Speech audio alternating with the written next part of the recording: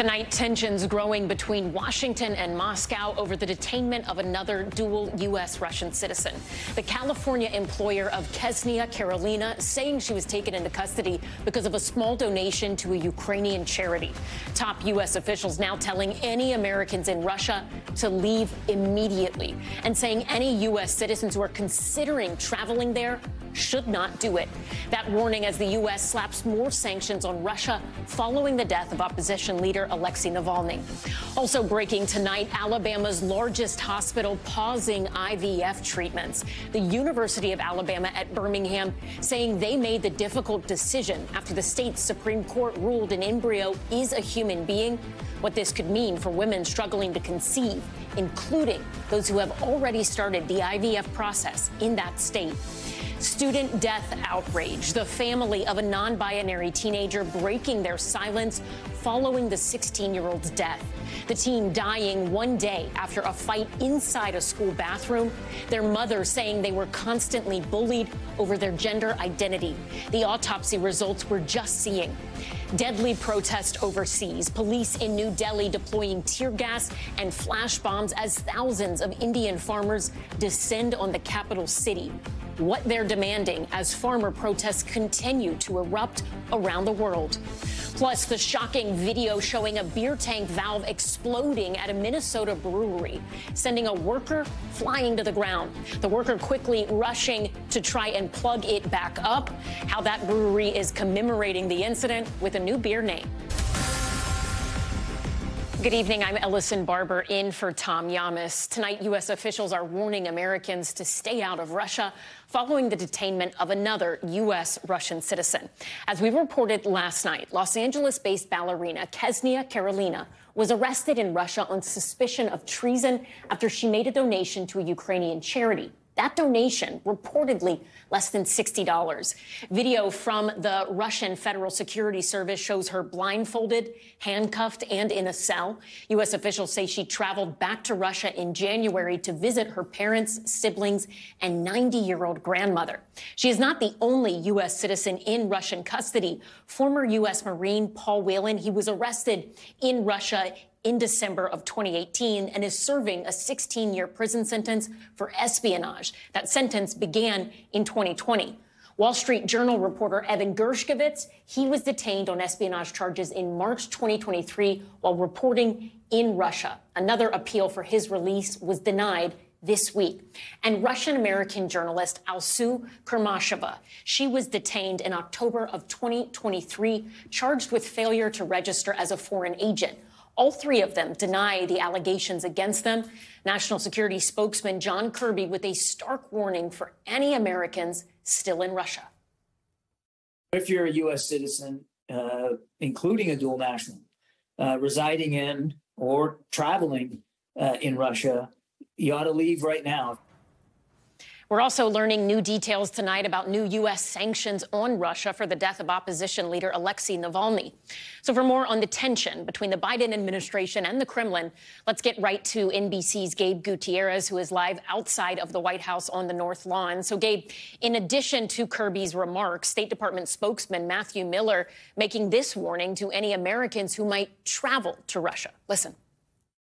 No American citizen should consider traveling to Russia for any reason, period, because they are at risk of detention, imprisonment by the Russian regime. If you were considering travel to Russia for any reason, do not do it. I don't think we can say that any more clearly.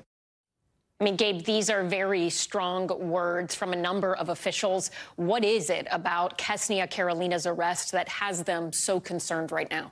Yeah, Allison, a very clear message. And Russia continues to detain its own citizens and continues to detain American citizens, including dual nationals. So the Biden administration is ramping up those warnings for any American in Russia to get out immediately, as you just heard. The State Department says it's been asking for consular access to Karolina, but so far that has not been granted.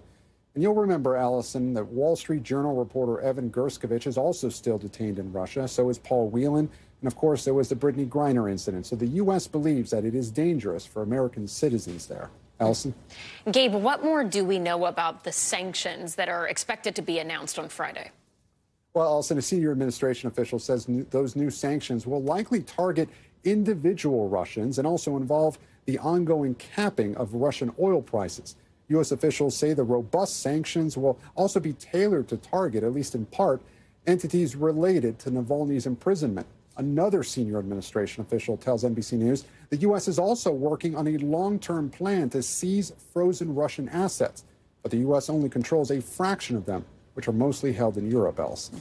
And we've also heard from President Biden commenting specifically on something we've seen on the campaign trail. Nikki Haley going after former President Donald Trump for his remarks on Navalny. What did the president have to say? Yeah, former President Trump is under fire, and at a Fox News town hall last night, he compared Navalny's death to his own legal troubles, saying that we're turning into a communist country. Notably, Mr. Trump has not mentioned Vladimir Putin at all over the last few days, and President Biden ripping him for that. Take a listen. Why does Trump always blame America? Putin is responsible for Navalny's death. Why can't Trump just say that? Putin's responsible. Again, that was a video just released by the White House over the last 24 hours or so, and the president reiterating his call for House Republicans to pass more aid for Ukraine and to hold Putin accountable. Alison? NBC News senior White House correspondent Gabe Gutierrez, thank you. Turning now to Capitol Hill and the latest in the House GOP's impeachment inquiry into President Joe Biden. Biden's older brother, James, speaking with Republican lawmakers in a closed-door meeting today, telling them that his brother never had any involvement in his business dealings. NBC News Capitol Hill correspondent Ryan Nobles joins us now from the Hill with the latest. So, Ryan, what else can you tell us about this meeting behind closed doors? How long did it last? What were some of those conversations? Well, it was a significant amount of time, Ellison. Almost 8 hours, James Biden was behind closed doors with investigators, both Republican and Democrat, from the House Oversight and Judiciary Committees.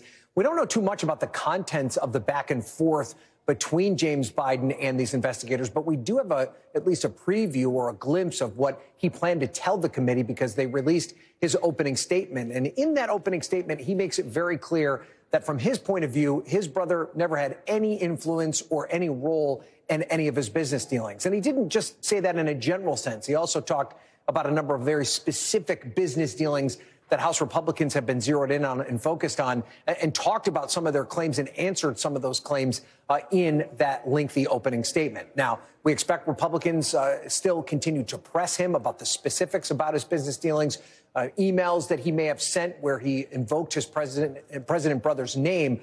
But at the end of the day, whether or not this is going to lead to sort of some sort of substantive smoking gun that will lead to President Biden's impeachment still seems pretty elusive for House Republicans.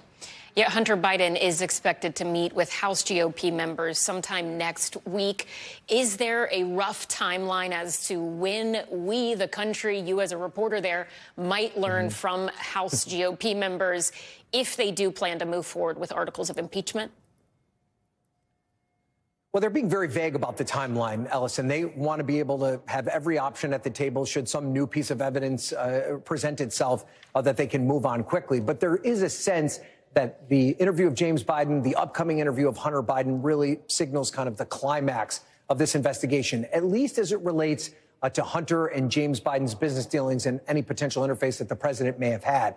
There's a broader question, though, as to if there's a shift in focus related to President Biden's handling of classified documents, especially in the wake of the Hur report. Republicans have been very critical about the way the Hur report was brought out. They're going to bring Hur to testify in front of the committee later in the next couple of months. So there's no timeline specifically as to when this could end, but it's clear, Ellison, that Republicans are not giving up this investigation. Ryan Nobles on Capitol Hill, thank you. For more on the state of the House GOP impeachment inquiry into President Biden and what it might mean politically for him, let's bring in NBC News senior national politics reporter Jonathan Allen. So, John, Joe Biden's brother interviewed for hours today. How are people inside of the Biden campaign and also inside of the White House reacting to this?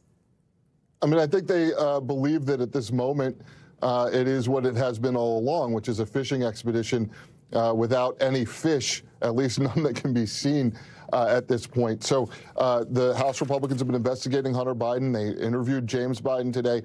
There's really not any proof of anything from the House Republicans so far that has been produced, other than that they share a last name with the president and have had business dealings. Not that, President Biden or former then Vice President Biden or Senator Biden was actually involved in their business dealings. So I think the White House is feeling like they're in a pretty good position in terms of the facts that have been laid out at this point. The Biden campaign feeling good that they're in a good position on the facts that have been laid out. And it should be mentioned that one of the key witnesses against Hunter Biden has recently come under fire for being, was arrested for being dishonest about some of the things that he had said. So, we'll have to see how that case plays out. But I think right now the White House is feeling like the Republicans have taken their best shot and have missed. Yeah, let's talk a little more about that. Former FBI informant. It was determined that they lied about information that House Republicans thought could have been some sort of smoking gun here. I'm curious, when you were talking to Republican sources, do they privately acknowledge that this is an issue? I mean, I know we've heard a lot from Jim Jordan and others talking about the idea of this being about the quote unquote brand that came with the Biden name. But when it comes to that FBI informant, are they privately saying, hey, this is a problem for us? They put so much weight on it. I mean, you're not really going to hear anybody say that, certainly not publicly. Even privately, I haven't heard that yet. But part of the reason for that is that this impeachment inquiry is largely political. It's there, again, there's been no evidence produced against President Biden for all the investigation that's gone on. And again, to the extent that there is some smoking gun that the Republicans thought they had out there, that's undercut, of course, by the charges against this FBI informant. So at this point, Republicans are going to continue with this process. As Ryan said, they don't have a timeline for when they're going to move forward with impeachment. And the reason they don't have a timeline for it is because they don't have the votes to do it right now. There are not enough Republicans in the House GOP caucus who would vote to impeach Joe Biden. And the last thing they want to do is bring impeachment charges to the House floor and have them fail. So what does all of this mean for the 2024 election for Donald Trump? I mean, legal issues, impeachment, it does seem to help him with his base, his core group of supporters. His largest fundraising hauls were in April and August. That was right after he was charged and booked in New York and Georgia. Is the same true for Biden, or is this odd political benefit from having what might have in the past been seen as a problematic or negative headline? Is that a benefit Biden could see too, or is that something only Donald Trump can pull off?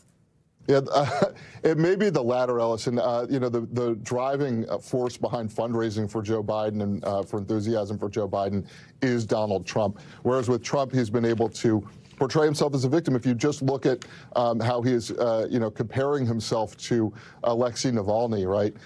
Basically saying he's the subject of political investigation. That's something that he uses to great effect with his base. Joe Biden, of course, is the subject of a largely political investigation, maybe entirely political investigation in the House. That's not working quite the same way for him with his base. What he's got to rely on is Democrats being excited and enthusiastic and willing to give money, and I think they have been so far, to get rid of Donald Trump or to prevent Donald Trump from returning to the White House.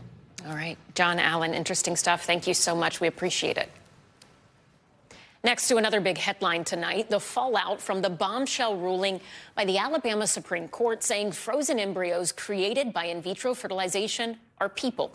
A hospital now saying they will pause all IVF procedures because of this decision. NBC News senior legal correspondent Laura Jarrett has more. Questions, confusion, and mounting frustration tonight in Alabama as the state's largest hospital swiftly halts all IVF procedures, just days after the Alabama Supreme Court ruled frozen embryos must be treated as children, meaning people can be sued for destroying them.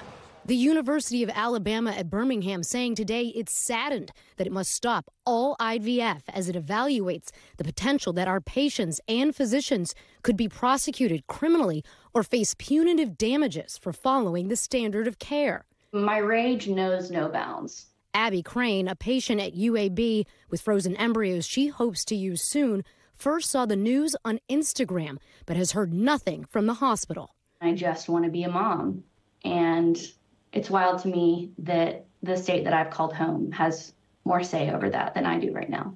The court decision leaving doctors in a legal bind, given that frozen embryos with genetic abnormalities are routinely discarded before implantation as part of fertility treatments so that patients avoid miscarriages or other complications. I anticipate hearing from my doctor soon, but I have no clue what that's going to look like. I have no clue if it means that I need to move to another state in order to have children. I mean, it could be anything. The decision reaching far beyond Alabama. Tonight, Nikki Haley telling NBC News' Ali Vitale she agrees with the court. Embryos to me are babies. But back in Birmingham, uncertainty. Megan Cole's surrogate is scheduled for implantation with a frozen embryo this Friday. My husband and I want a child desperately. For now, she can only wait to hear if her fertility clinic will go forward with the procedure. I just hate not knowing. And that's kind of what this opinion has caused. It's caused a lot of people to be in limbo, which is unfair. And Laura joins us now in studio. So, Laura, this is exactly what critics of this ruling were worried about. Do we expect to see this more across that state? So look, other states now are considering similar wrongful death statutes that would allow parents to sue if their embryos are destroyed. Florida also considering a similar bill like that. Other states looking for laws that would have life begin at the moment of fertilization, which again would mean that if embryos are destroyed, you could be on the hook for wrongful death. So this is not limited to just Alabama. There are some people that look at this ruling and they say, okay, they were talking about an 1872 law. This is one state doing one thing. Do you think this is something we will see the Supreme Court take up? It's hard to know. I think the Supreme Court has tried to stay out of some of the state fights that have been going on since they overturned Roe versus Wade. But this is certainly the natural output of that decision where you kick everything back to the states and you sort of see this hodgepodge of different rulings across the country. I have to say, I called dozens of clinics across the state of Alabama today, many of them not knowing what to tell their patients as they're still evaluating this decision even days later. What will you be watching in the coming days as it relates to this ruling? And for somebody who maybe just follows this a little on the side, what is the thing that you think, okay, this is what you really need to understand? Everyone I talked to was shocked to realize that IVF, as they know it, would be completely paused. They understood that there were some, skirmishes going on and there's some different lawsuits, but nobody thought they would completely get rid of IVF as they have in the state of Alabama. One hospital, the largest one there, has completely paused it. So we'll see, again, if other clinics follow suit. Laura Jarrett, thank you. Now to another high-profile court case. Today was day one in the New Mexico trial for Rust film set armorer Hannah Gutierrez-Reed. Gutierrez-Reed faces up to 3 years in jail if prosecutors can prove she was responsible for the lethal live round of ammunition in Alec Baldwin's prop gun that killed the film's cinematographer, Alina Hutchins. NBC News entertainment correspondent Chloe Malas reports. Jury selection has started in the criminal trial of Rust film armorer Hannah Gutierrez-Reed. Gutierrez-Reed, who was responsible for the film's weapons, is on trial for involuntary manslaughter and tampering with evidence for allegedly handing off a bag of cocaine to a friend after the shooting. I can't believe Alec Baldwin was holding the gun. It's been over 2 years since the deadly shooting when actor Alec Baldwin fired a prop gun loaded with live ammunition, killing cinematographer Helena Hutchins and injuring director Joel Souza. Well, I didn't pull the trigger. Someone is responsible for what happened, and I can't say who that is, but I know it's not me. Alec Baldwin will stand trial this summer after a grand jury indicted him on one count of involuntary manslaughter. He has pleaded not guilty. So here's the box that I got them out of. Gutierrez-Reed's attorney telling NBC News she is ready for her day in court and looks forward to the full truth finally coming out. She is not guilty of the crimes charged against her. Evidence presented at trial could include video exclusively obtained by NBC News in November. Step back to your original mark. As well as text messages prosecutors say show Gutierrez-Reed was using alcohol and drugs after work, including the night before the fatal shooting. If convicted, Gutierrez-Reed faces 3 years in prison. Ellison, I asked Hannah Gutierrez-Reed's attorney, Jason Bowles, if she will be taking the stand during this 2-week trial, and he wouldn't answer. What we do know is that first responders and sheriffs will be testifying, and there will potentially be a weapons expert. But will she talk about what happened during that deadly shooting 2 years ago? That's left to be seen. Chloe Malas, thank you. For more on this trial, I'm joined now by NBC News legal analyst Danny Cevallos. So, Danny, we've talked about this case a lot. Pick it up where things are right now. I mean, if you are the prosecutor here, what kind of case have you built against Hannah Gutierrez-Reed? That's a tough question because I've been pretty open about the fact I don't think this is a particularly strong case. But if there is a case to be made, it is to be made against this defendant, because unlike Alec Baldwin, she did have arguably primary responsibility for gun safety on the set. Now, she will point to other defendants, including the first assistant director who already pleaded guilty, other defendants in the chain of command, and then she'll use what's called the empty chair defense. And in this case, she will literally point to an empty chair because they should argue that, hey, the real perpetrator is whoever brought these live rounds on set. Why hasn't the state investigated that? Why have they not run down who did this? Why don't they care? That's the real criminal. That's the argument that they need to pursue. That, and this was other people's responsibility. You may remember that Gutierrez-Reed early on complained that this was such a low-budget film that she was made to do multiple jobs. Look for them to argue or put on evidence that she was overwhelmed, and therefore this act of alleged negligence was really the fault of other people. But look, the strongest case the state has is probably against Gutierrez-Reed. So if they're going to get a conviction, it's going to be here, and I don't think it's going to be against Alec Baldwin. If they don't get a conviction in this case, do you think they reverse course and drop the charge against Alec Baldwin? Because right now he is set to be tried for involuntary manslaughter as both the actor who was holding this weapon. He says he didn't pull the trigger. Prosecutors have said something different now, but also the executive producer on this set, where by all accounts, and they've paid a civil fine, I believe, acknowledging there were some serious safety lacks here, I mean, to say the very least. Sure. I mean, already so far in the last couple of years, all different people on the set have pointed the fingers at each other. Now, some of those are because, for example, they may have pleaded guilty and now they're cooperating. So this is to be expected. Everyone's going to start blaming each other, and that's going to include in criminal prosecutions.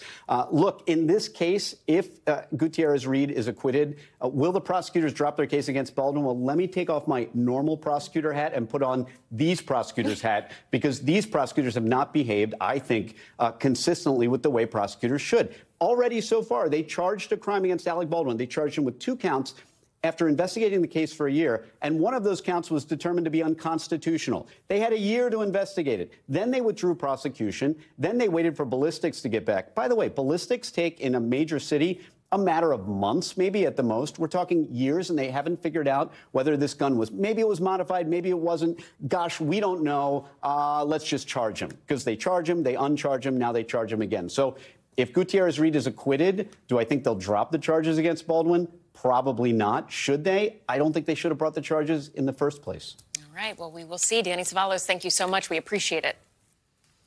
Next to the late developments in the death of a non-binary teen in Oklahoma. Next Benedict died at a hospital just 1 day after a fight at their school. Police releasing a preliminary autopsy report for the 16-year-old saying the cause of death was not because of trauma. All of this as Benedict's family speaks out. Their mom says they were constantly bullied at school because of their gender identity. NBC News correspondent Stephen Romo has this report. Tonight, police in Oklahoma releasing preliminary autopsy findings in the death of a non-binary teen who died after a fight at school. 16-year-old Next Benedict dying at the hospital on February 8th, according to police, 1 day after they were involved in a fight at the Owasso High School West campus just outside of Tulsa. A school Next's mother told The Independent where the teen was bullied for their gender identity. Owasso police now saying the medical examiner has determined Next did not die as a result of trauma and that the cause of death is pending until toxicology results and other tests come in. It's unclear if the fight was connected to the bullying, but here is what we do know. According to the school, a quote, physical altercation started in the bathroom on February 7th. The fight lasted less than 2 minutes before other students and a staff member broke it up. The students involved were able to walk themselves to the assistant principal's and nurse's office. The students gave statements to district administrators and guardians were contacted. The nurse determined an ambulance was not needed, but advised one student's guardian to take them to the hospital for further evaluation. According to police, at around 3:30 p.m., Nex's guardian called police to the Bailey Medical Center, where the school resource officer took a statement. The next day, the Owasso police found out the teen was rushed back to the hospital in the evening and pronounced dead. Owasso Public Schools says it followed proper protocol and called the death devastating. Nex's mother, Sue Benedict, releasing a statement to NBC's Tulsa affiliate acknowledging initial confusion over the teen's name in the media, saying in part, quote, "We are sorry for not using their name correctly, and as parents, we are still learning the correct forms. Please do not bully us for our ignorance. I lost my child. The headstone will have their correct name of their choice." I'll be honest, at first, I didn't feel anything. I couldn't. Former schoolmate Alexandra Davison saying the loss is traumatic. What are we supposed to do about that besides grieve? It's not just Nex's story. It is a story of what is happening because of so much hate that is targeted towards the trans and non-binary community in this country. Across the country, more than 500 anti-LGBTQ+ bills were proposed last year, and 75 were made into laws across 23 states. In the past, Oklahoma successfully passing bills ranging from banning gender-affirming care to restricting bathrooms. Currently, the state has 54 anti-LGBTQ+ bills in the pipeline, according to the ACLU, the most of any state in the country. It's not just the bills. It's this culture of violent rhetoric and actions that are really traumatizing our community. While many questions remain about Nex's death, it's clear the loss is being felt far beyond their small town. And Stephen Romo joins us now. Stephen, a lot of questions to start, just absolute devastation for that young child, a 16-year-old who is no longer here. But let's talk a little more about the legislation that is at issue. You mentioned the massive amount of what the ACLU calls anti-LGBTQ+ legislation in Oklahoma.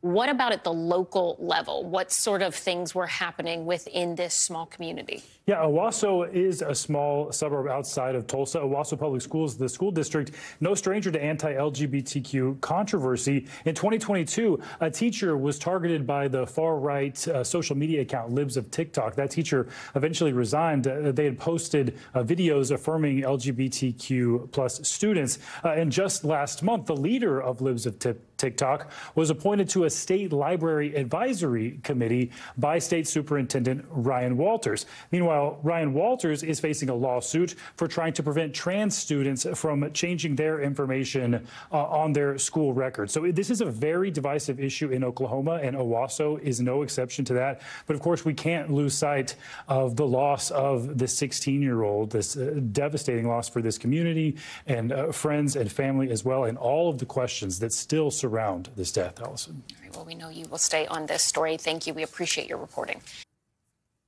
Back now with the latest in the drug trafficking trial of Honduras' former president, Juan Orlando Hernandez. Hernandez, once thought to be an ally of the U.S. in the war against drugs, now facing multiple charges, including that he took bribes from cartels and allowed enormous amounts of cocaine to reach the United States. NBC News correspondent Guad Venegas has the latest. Tonight, Honduras' ex-president on trial, accused of running what the U.S. Justice Department called a narco state while receiving millions of dollars from the United States to crack down on drugs. It's not every day that you see a president of a foreign country being extradited, put on trial in the United States. Prosecutors pulling no punches against former President Juan Orlando Hernandez in court Wednesday, saying that although he cooperated with the U.S. and was tough on drugs publicly during his 8 years in office, he actually worked hand-in-hand with traffickers and protected drug organizations who paid him to allow tons of cocaine through Honduras that eventually arrived in the U.S. The indictment accusing him of even using the military and the national police to protect the shipments. Prosecutors have a very strong case against Mr. Hernandez. His co-defendants have already pled guilty, and in a conspiracy case like this, that usually means they've agreed to testify. Hernandez was extradited to the U.S. in April of 2022 and has maintained his innocence for years. El uso y la repetición de testimonios evidentemente falsos de mentiras evidentes es indignante. On Monday, Hernandez's wife and former First Lady taking to social media to read a letter he wrote claiming he was being framed by cartels for targeting them, a notion also argued by his defense team in court. Soy víctima de una venganza y una conspiración por parte de los grupos del crimen organizado y enemigos políticos. Hernandez's presidency was riddled with controversy, culminating in 2021 when his brother Juan Antonio Hernandez, a former congressman, was convicted and sentenced to life in prison in the U.S. on drug and weapons charges. During those years, by all accounts, corruption exploded in Honduras. Drug trafficking seems to have increased, and 1 in 9 Hondurans actually left the country, almost all of them headed for the United States. The former congressman's case implicating Hernandez. Even though a lot of this testimony will be of former drug dealers, that same testimony is what successfully convicted his brother behind bars for life in prison. Outside the courthouse in New York today, a crowd of Hondurans waiting for an outcome. This woman saying they just want justice for Honduras and for more people involved with Hernandez's alleged crimes to be extradited. There are those who hold out hope that this sentence will really send a powerful message and begin to change the status quo in the country. Guad joins us now with more. So, Guad, if the ex-president is found guilty, what sort of sentence could he be facing? Ellison, there are 3 charges against him, 3 counts that include weapons possession and also drug trafficking. Now, if convicted on all of these counts, he faces a minimum of 40 years in prison, but it could be a maximum of life in prison. And that's exactly what a judge gave to his brother, and also the same sentence that was given to Chapo Guzman, both who have been convicted of drug trafficking that prosecutors say are connected to the ex-president and the crimes they say he committed. Ellison? Guad Venegas, thank you.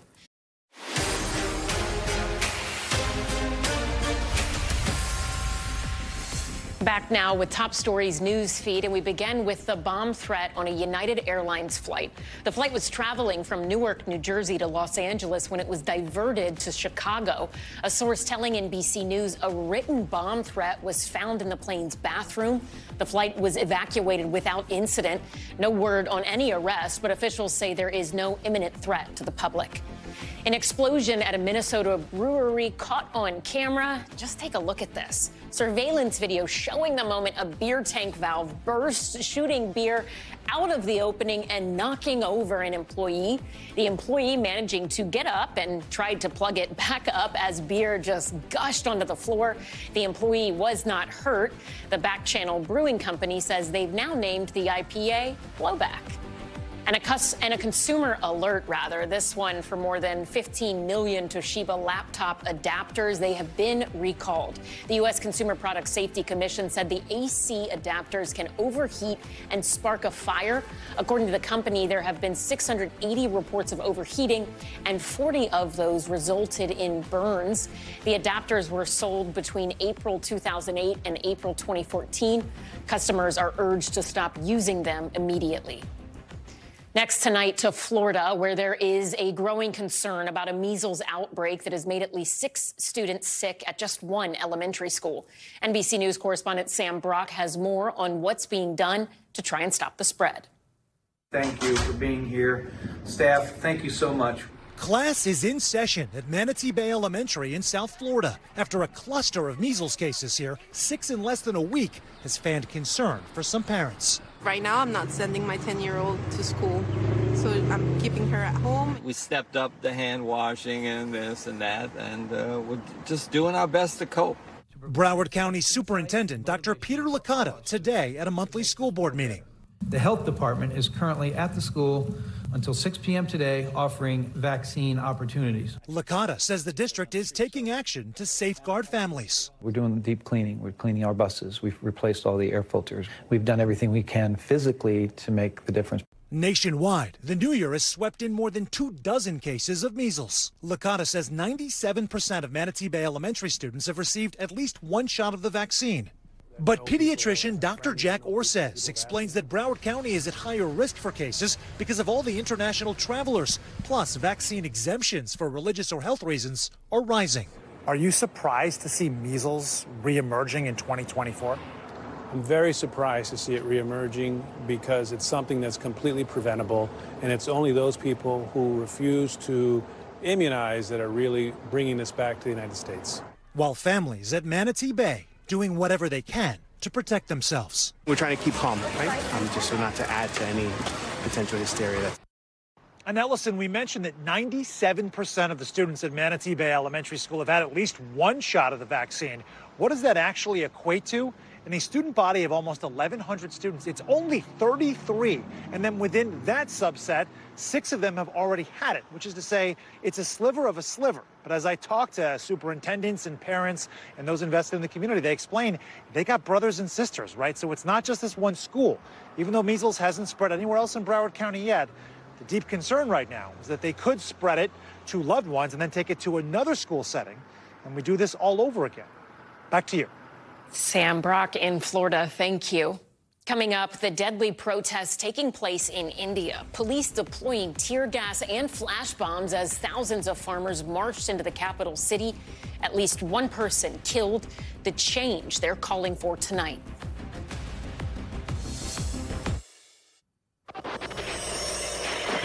Now to top stories global watch. India's farmer protests turning deadly.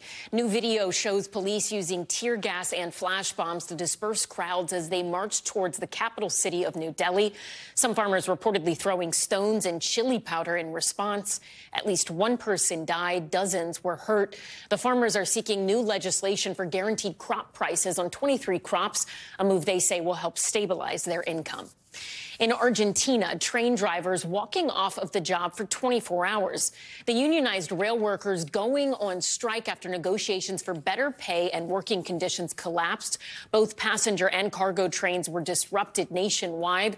This is the latest in a series of strikes in the Latin American country in response to new economic measures by their president, Javier Milei. And a giant new anaconda species has been discovered in the Amazon. Indigenous hunters and a team of scientists on location with Nat Geo stumbling upon this newly named northern green anaconda. The 20-foot snake is possibly the largest in the world. It is closely related to the southern green anaconda, which they are believed to have split off from almost 10 million years ago. However, scientists warn their ecosystem is under threat. Thanks so much for watching Top Story. For Tom Llamas, I'm Ellison Barber in New York. Stay right there. More news now is on the way. Thanks for watching. Stay updated about breaking news and top stories on the NBC News app or follow us on social media.